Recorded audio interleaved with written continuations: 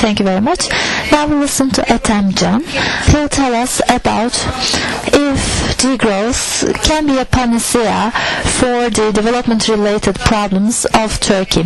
Ethemcan is a researcher at Sabancı University in Turkey, and he is not only working with degrowth issues, he also does some climate-related and environmental justice-related work. Thank you.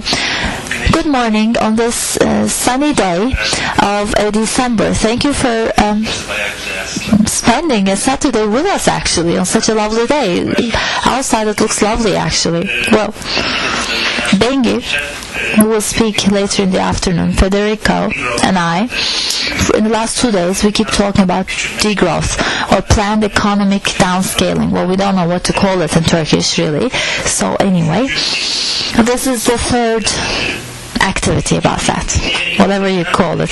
So, on our way to our third activity, I keep seeing that our panels keep changing shape.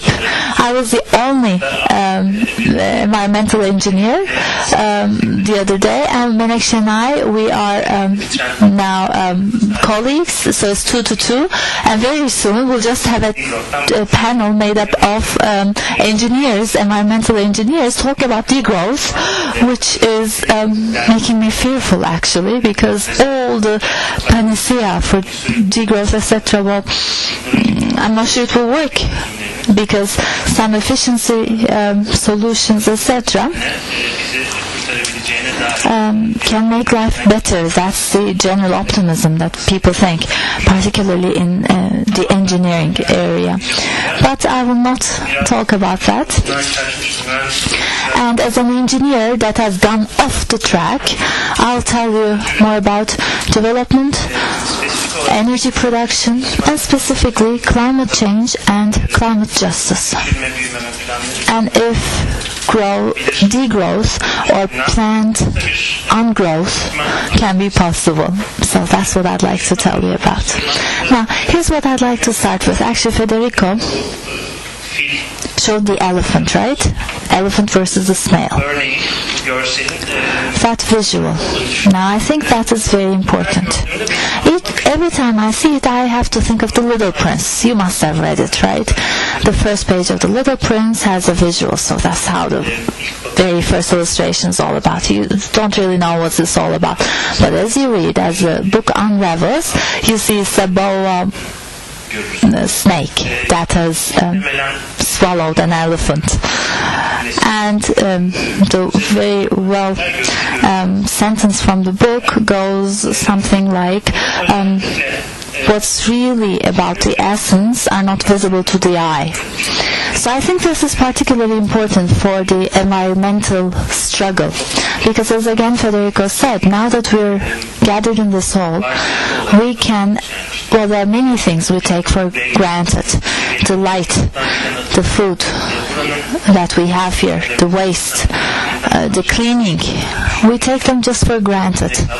And most of the time we do not think about these things, but these are very much about the essence, actually, as the Little Prince says, and they're not visible to the eye. This holds true for us in this holds true for the nation state, for how the economy functions in a state, and for the global setting in general. So there are many things that are not visible to the eye. There are many calculations, many costs which are not visible to the eye, which have labor in themselves, which come from the nature. So in order to reveal these things, the idea of degrowth is a provocation. So, from the structural perspective, if this is possible or not is one other thing. But at least at the theoretical and ideological level, degrowth is a provocation which triggers us to think what is possible and what is beyond. Now, speaking of degrowth, I will take the ball to the area that I'm playing better at in this football, so to speak, and that is climate change. As you know, last weekend in Paris, there was the COP21, the famous climate summit, and the Paris Agreement has been endorsed and has been well received by the politicians, by the media, and we will put an end to climate change. People said, yahoo! And then our president also said the climate change should not exceed 2 degrees. He has already, cleared things up and was very straightforward about what climate change should be like. But someone said again between 2008 and 2009, again someone from the ministry, wrote it in the Hürriyet Daily. Someone from the ministry said, well, climate change is not binding for us, he had said.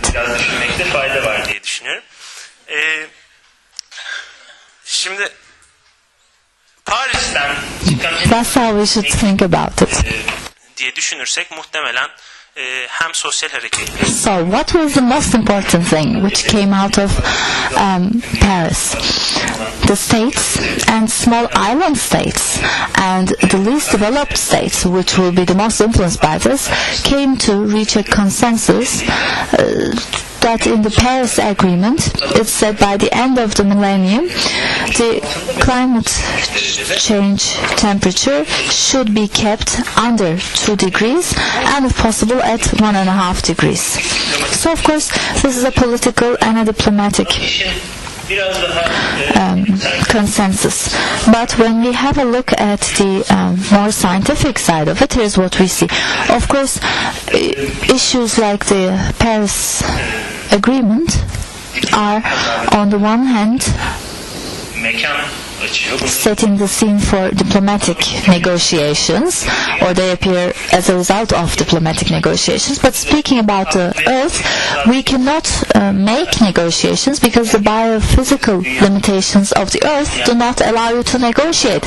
I mean, you cannot go talk to Mother Earth and say, well, can we take some of that more, please? There's no such thing. There are some limitations, and Stockholm Environmental Institute, Johan Bockström et al. Have shown this very well. Under 9 main headings, they look at the planetary limitations, and the 3 of those have already been exceeded. So these are not possibly a matter of discussion or a matter of negotiation. These are mostly visible to the eye even.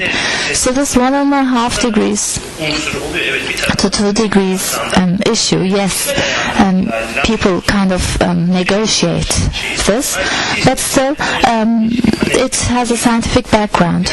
The 5th assessment report of IPCC says the following: to stay below 2 degrees by the end of the century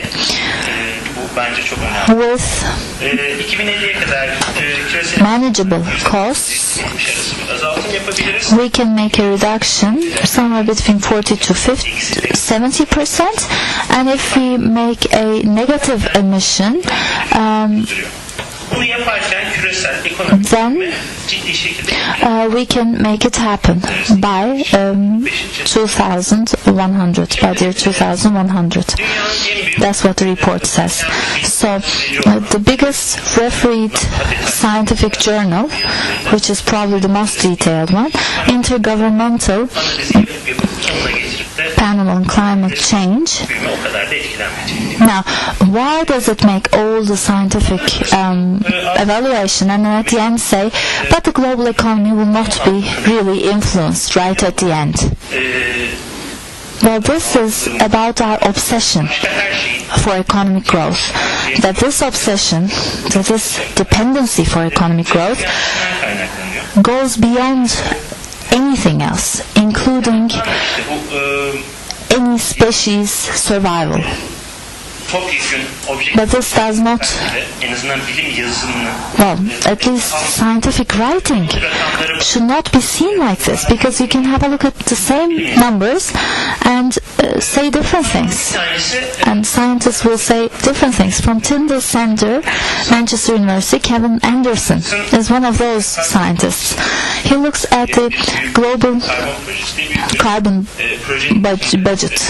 That's a big project that he's working at, And here's the analysis that they're doing. Now, if the average temperature increase by the end of the century should be kept below 2%, then we have 1,000 gigatons of carbon budget. That's what we have, they say. Now this 1,000 gigatons, what does that mean? If by the end of the century we have a maximum of 1,000 gigatons greenhouse gas emissions, then there's a 66% chance that we can stay below 2%. Now this analysis tells us this is the likelihood. So by 2050 the global economy can be totally carbon free. You have to decarbonize. It must be decarbonized by 2050. And, as the IPCC was saying, and we can do this without really damaging the global economy, there are two main assumptions. One of them is about the global greenhouse gas emissions, that they can make an early peak. This is one of the forecasts, that they might reach a peak before 2030, and if possible before 2020 actually. And between the lines, very politely, just like in the Paris Agreement, as was saying, they talk about negative emission technologies or climate neutrality. Of course, negative emission technologies sounds too abstract, but actually what they mean is the following. We will come up with such a technological advancement that you can go ahead with your consumption, and the greenhouse gases will then be absorbed and stored back underground very soon. So even with those forecasts, with all these, bed of roses sort of forecasts, still just between the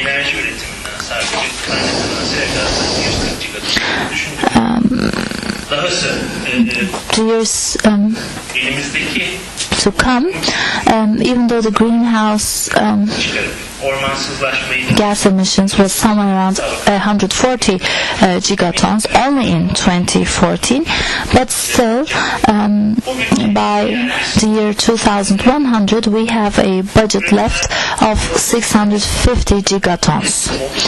And if we can keep the climate change under 2 degrees, and if possible at even better at 1.5 degrees, here's what we need to do according to Kevin Anderson. We should make a reduction of 10% every year, and then in the year 2050 we should go for total decarbonization.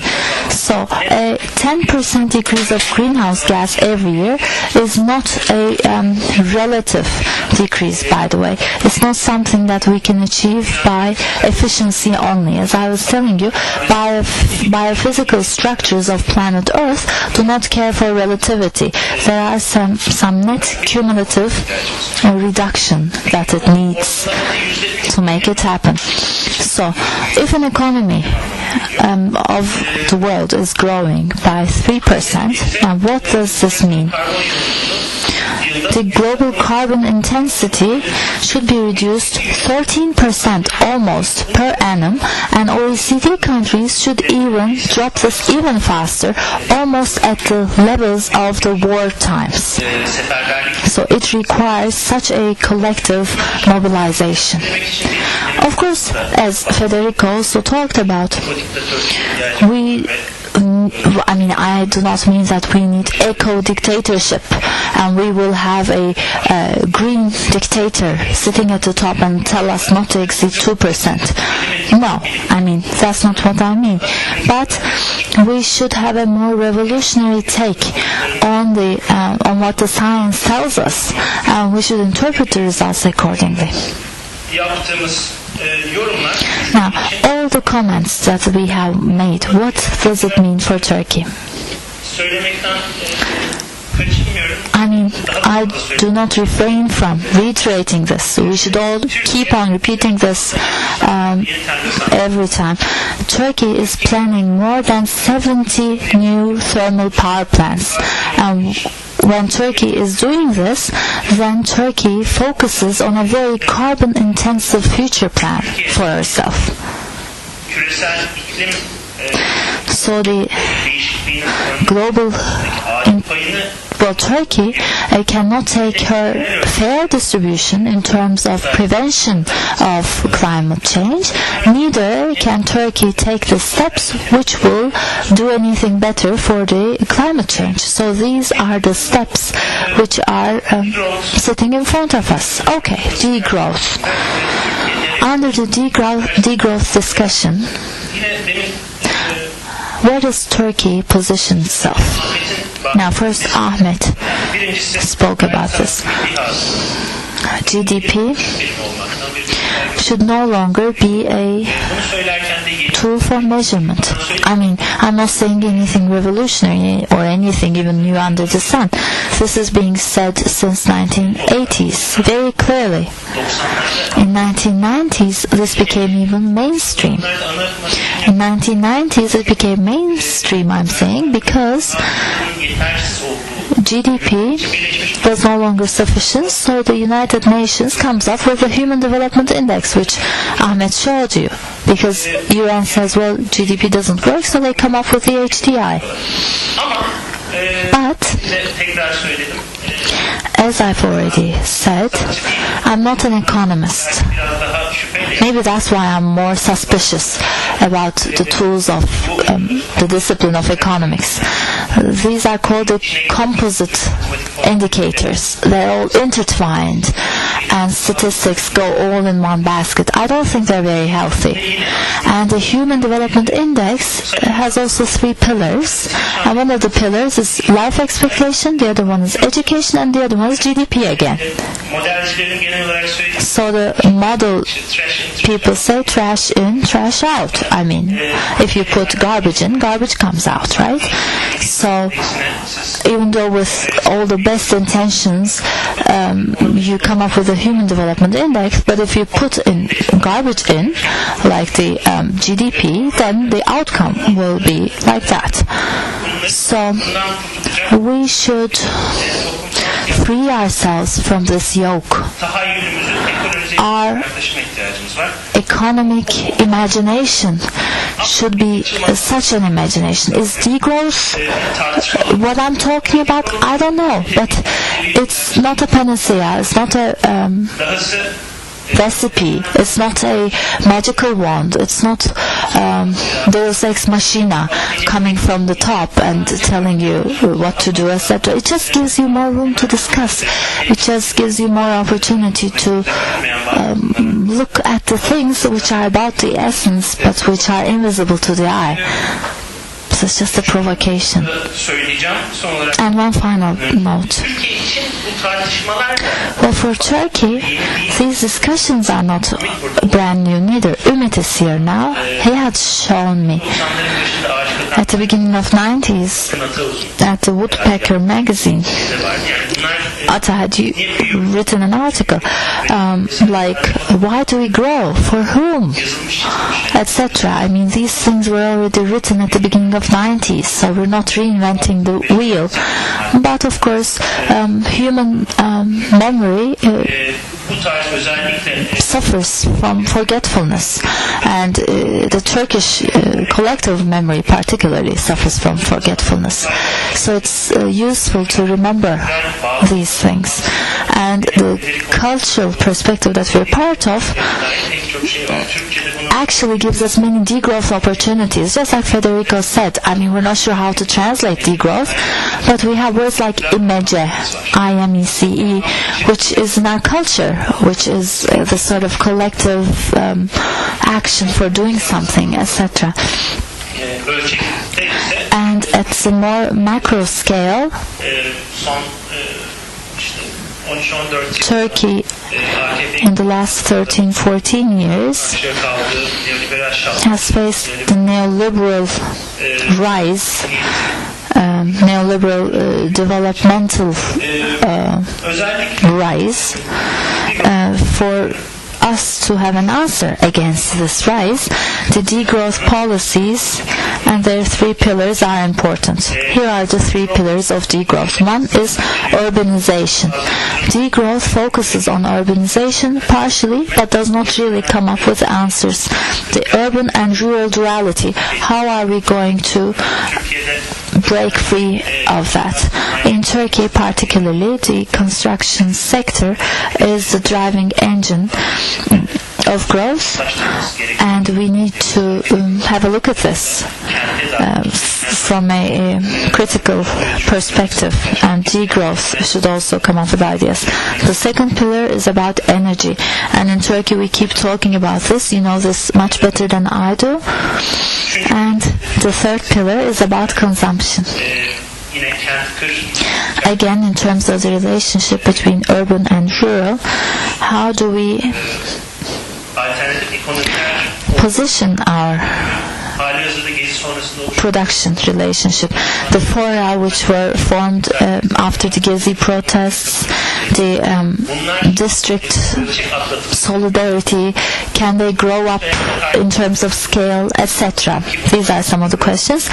And we have one limitation, which degrowth movement is not coming up with an answer so far. Actually, the book doesn't come up with an answer neither. That is the main limitation. That's the state.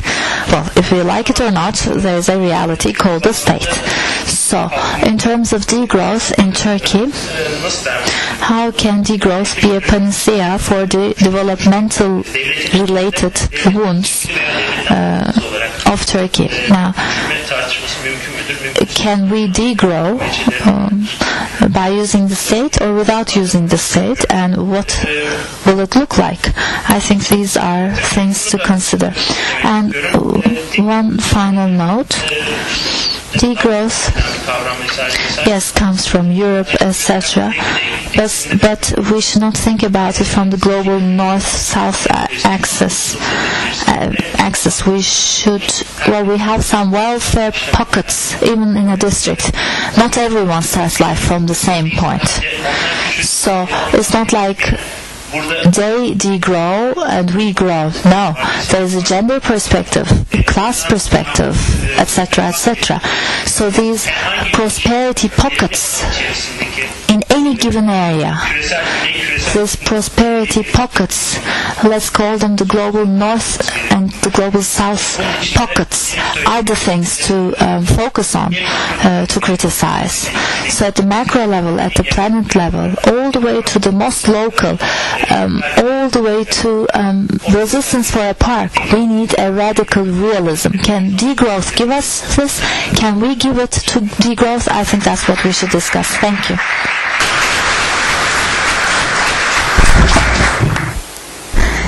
Ethemcan'a yaptığı bu hareketli konuşmadan dolayı teşekkür ederiz. Well, thank you very much for this very lively presentation. Do you have any questions to Ethemcan for clarification before we continue with Professor Spash's presentation? Okay, then save your questions to the forum.